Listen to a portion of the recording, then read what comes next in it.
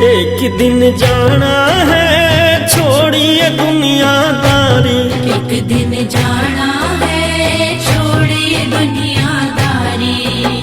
यहीं पड़ी रह जाए पगले, यहीं पड़ी रह जाए पगले तेरी महल अटारी। एक दिन जाना है छोड़िए दुनियादारी, एक दिन जाना है छोड़िए दुनियादारी।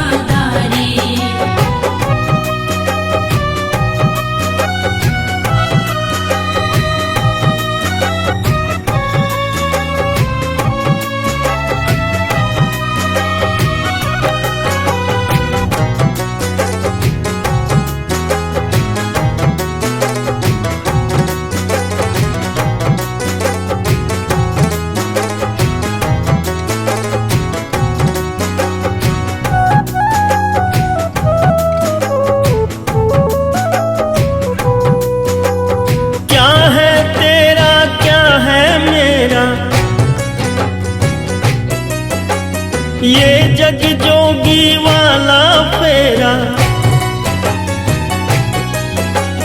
खाली हाथ गया है जग से, खाली हाथ गया है जग से, राजा हो या भिखारी। एक दिन जाना है छोड़िए दुनियादारी, एक दिन जाना है छोड़िए दुनियादारी।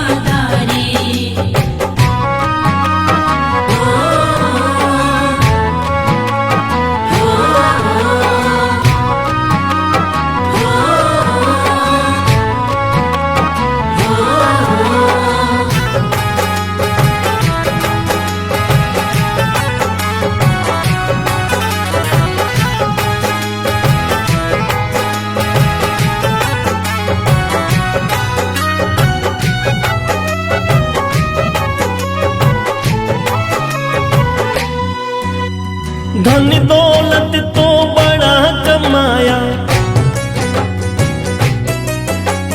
भूल गया जिस काम को आया।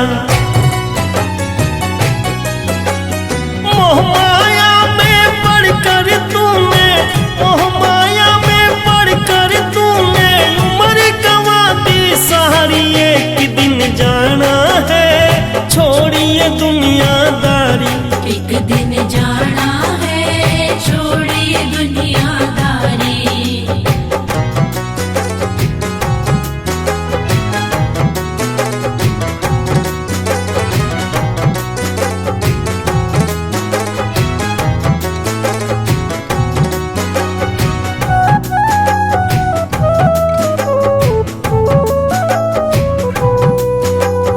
दुनिया एक मुसाफिर खाना,